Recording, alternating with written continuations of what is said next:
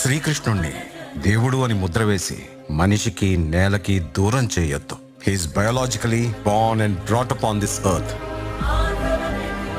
ఆయన అపార మేధ, ఉన్నత విలువలతో జన్మ తీసుకుని ఈ నేల మీద నడిచిన మనిషి. అతను చెప్పిన ధర్మం మతం కాదు, మన జీవితం.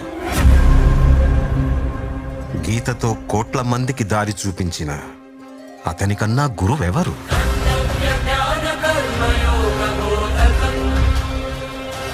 రక్షణ కోసం సముద్రం మధ్యలో ద్వారకా నగరాన్ని కట్టిన అతనికన్నా గొప్ప ఆర్కిటెక్ట్ ఎవరు?